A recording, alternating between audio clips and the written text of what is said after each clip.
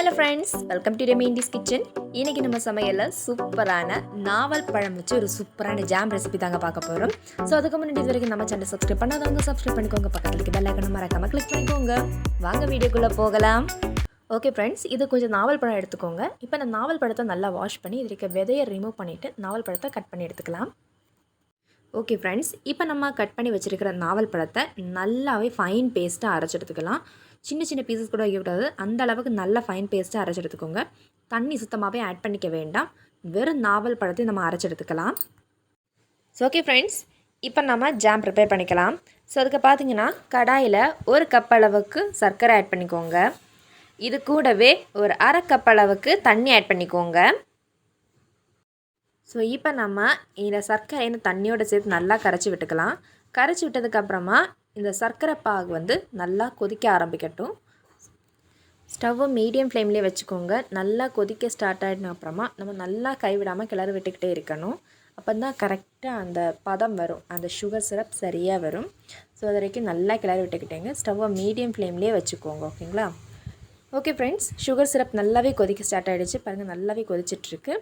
So இப்போ நம்ம இது ரெடி ஆகிடுச்சு. எப்படி டெஸ்ட் பண்ணலான்னு பார்த்தீங்கன்னா, லைட்டாக இந்த மாதிரி தொட்டு பார்க்கும்போது நம்ம கை லைட்டாக ஒட்ட ஸ்டார்ட் ஆகிடும். ஸோ இந்த மாதிரி ஸ்டேஜ் வந்தப்போ இது சரியான ஸ்டேஜ். இந்த ஸ்டேஜ் வர்றது கரெக்டாக 5 நிமிஷம் ஆகிடும். ஸோ ஓகே ஃப்ரெண்ட்ஸ், இப்போ இந்த பாகுபதத்தில் நம்ம அரைச்சி வச்சுருக்கிற நாவல் பழ பேஸ்ட் ஆட் பண்ணிக்கலாம். இப்போ இதையும் சேர்த்து இந்த பாகோடு சேர்த்து ஆட் பண்ணி நல்லாவே கிளறி விட்டுக்கலாம். கம்ப்ளீட்டாக இந்த சுகர் சிரப்போட இந்த நாவல் பழ பேஸ்ட் நல்லாவே மிக்ஸ் ஆகிடணும். பார்த்தீங்களா, கொஞ்சம் கொஞ்சமாக திக்காக ஸ்டார்ட் ஆகிடுச்சு. ஸ்டவ்வை மீடியம் ஃப்ளேம்லேயே வச்சுக்கோங்க. நல்லா கைவிடாமல் கிளறி விட்டுக்கிட்டே இருங்க. ஸோ இது கரெக்டாக 2 நிமிஷம் கழிச்சதுக்கப்புறம் பார்த்திங்கன்னா ஒரு நல்ல திக்கான ஒரு ஸ்டேஜ் மாதிரி வந்துடும். ஸோ அது வரைக்கும் நம்ம நல்லாவே கிளறி விட்டுக்கிட்டே இருக்கலாம். ஸோ பார்த்திங்கன்னா ஓரளவு திக்னஸ் ஸ்டேஜ் வந்துடுச்சு. ஸோ இப்போ நம்ம ஒரு பாதி எலுமிச்சை பழத்தோட ஜூஸு இந்த மாதிரி ஃபில்டர் பண்ணி ஆட் பண்ணிக்கோங்க. ஸோ எலுமிச்சை பழ ஜூஸ் நம்ம ஆட் பண்ணும்போது ஸ்டவ்வை லோ ஃப்ளேம்லேயே மாற்றிக்கோங்க. அதுக்கப்புறமா மறுபடியும் நம்ம ஹை ஃப்ளேமில் மாற்றிக்கலாம்.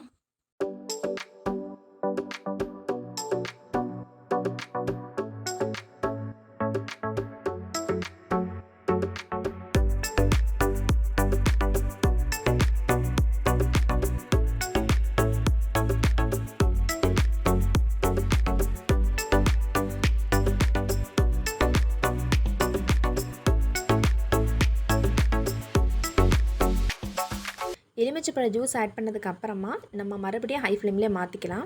அதே சேம் மீடியமான ஃப்ளேமில். ஸோ அதுக்கப்புறமா சரியாக 1 நிமிஷம், அந்த 1 நிமிஷம் கழிஞ்சதுக்கப்புறமா நம்ம ஸ்டவ்வை லோ ஃப்ளேமில் மாற்றிட்டோன்னா பாருங்கள், இந்த மாதிரி நல்ல ஒரு ஸ்டேஜ் வந்துடும். ஸோ இதுதான் சரியான ஸ்டேஜ். ஸோ இந்த ஸ்டேஜில் நம்ம ஸ்டவ்வை டர்ன் ஆஃப் பண்ணிக்கலாம். ஸோ இது இன்னும் கரெக்டான ஜாம் பதத்துக்கு நல்லா செட் ஆகி வரணும்னா நம்ம தனியாக இதை ஒரு பவுலில் மாற்றி வச்சுக்கலாம். ஒரு 1/2 மணி நேரம் அப்படியே நல்லா கூலாகட்டும். கூலானதுக்கப்புறமா பார்த்தீங்கன்னா சூப்பரான நாவல் பழ ஜாம் ரெடி ஆகிடுச்சு.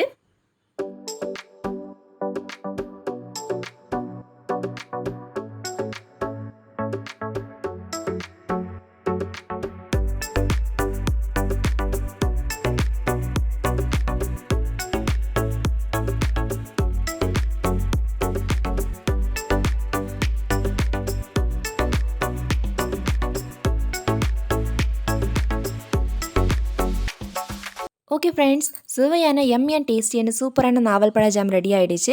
இதில் பார்த்தீங்கன்னா நம்ம எந்த ஒரு ஆர்டிஃபிஷியல் கலருமே ஆட் பண்ணிக்கல. இதை 1 மந்த் வரைக்கும் நம்ம ஸ்டோர் பண்ணி யூஸ் பண்ணிக்கலாம்.